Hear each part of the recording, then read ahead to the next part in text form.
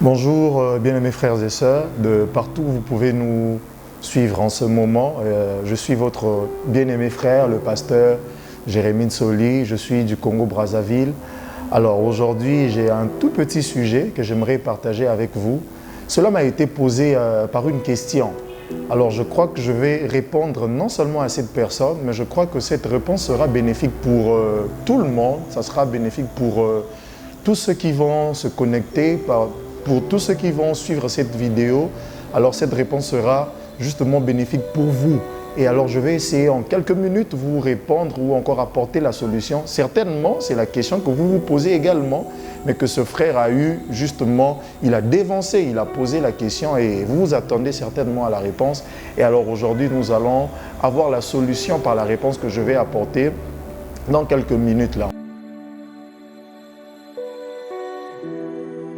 Alors, la question qui m'a été posée était sur l'adoration. Quand Jésus parle avec la femme samaritaine, Jésus dit quelque chose à la femme samaritaine. Il dit, vous adorez ce que vous ne connaissez pas. Nous adorons ce que nous connaissons. Ceux-là qui sont lecteurs de la Bible savent déjà que je suis dans le livre de Jean, chapitre 4, à partir du verset 22. C'est Jésus qui dit à la femme samaritaine, vous adorez ce que vous ne connaissez pas. Et nous adorons ce que nous connaissons. Alors, la question était justement de savoir, pasteur, quand Jésus dit « vous adorez ce que vous ne connaissez pas », Jésus faisait allusion à quoi? Ce que ça exprime une chose, ça n'exprime pas la personne. Alors que quand on interprète ce verset, la majorité des personnes parlent de Christ.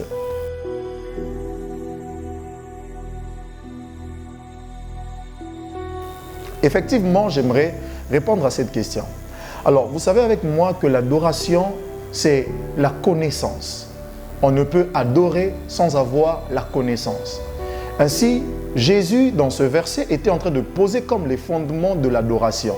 Il était en train de donner le modèle de l'adoration pour ceux-là qui doivent venir, pour ceux-là qui viendront, pour ceux qui vont appliquer l'adoration, pour ceux-là qui vont vivre la vie de l'adorateur. Jésus, avec la femme samaritaine, il était en train de nous donner le modèle même par excellence de l'adoration. Alors, il parle d'un élément, il dit « vous adorez ce que vous ne connaissez pas ». Je pensais que Jésus devait quand même s'arrêter là, mais je crois que comme moi, la femme samaritaine était quand même curieuse d'entendre ça parce qu'elle se dit que je sais ce que je fais. Ce que je fais est très bien.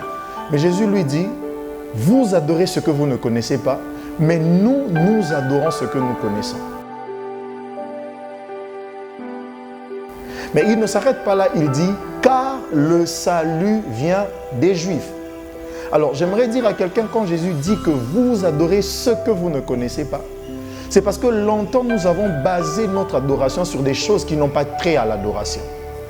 C'est parce que longtemps nous nous sommes focalisés sur des choses qui n'ont même pas, qui ne tiennent pas lieu avec l'adoration. Vous allez voir quelqu'un qui adore, qui dit au Seigneur, Seigneur, quand je vois le soleil, quand je vois la lune, quand je vois la pluie, je te bénis. Alors que la vraie raison de l'adoration ne devrait pas être ces objets-là.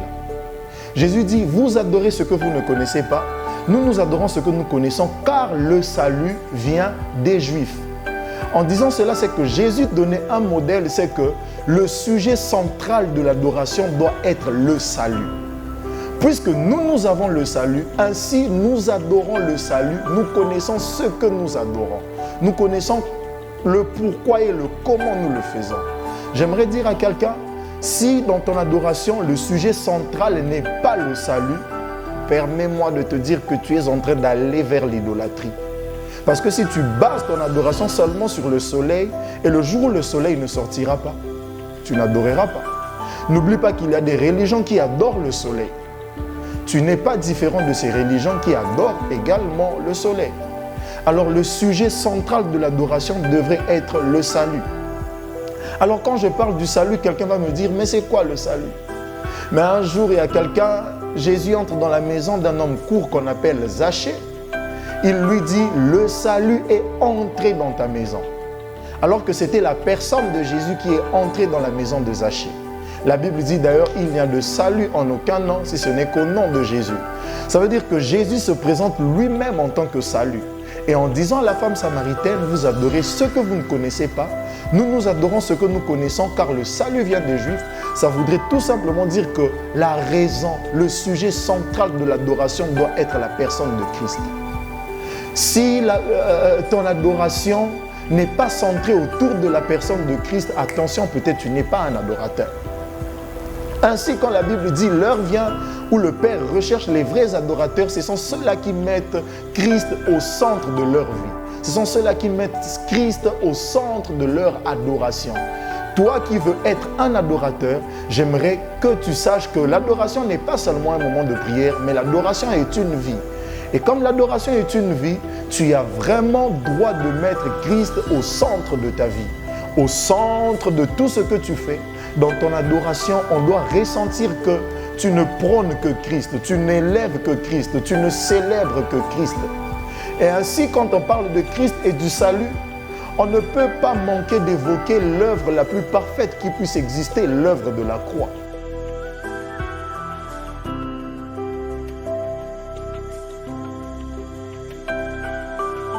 En parlant du salut, c'est que l'adoration doit aussi être tournée autour de l'œuvre de la croix. Arrêtons un peu d'adorer sur des choses que nous confondons tellement. Alors je crois que cette personne-là qui m'a posé la question de savoir qu'est-ce que Jésus voudrait dire. Vous venez de comprendre que l'adoration, c'est la connaissance.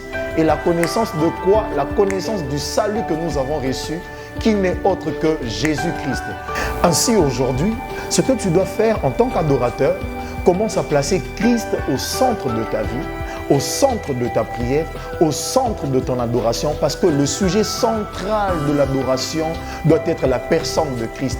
Vous savez ce que la Bible dit de Christ? La Bible dit, de même que Moïse a élevé le serpent dans le désert, de même le Fils doit être élevé. Ainsi, dans ton adoration, si le Fils n'est pas élevé, frères et sœurs, c'est un danger, c'est un risque.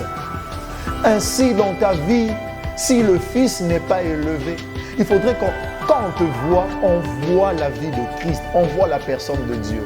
Ne sois pas seulement, ne donne pas seulement l'adoration, mais sois une adoration qui reflète la vie de Christ. Que Dieu vous bénisse.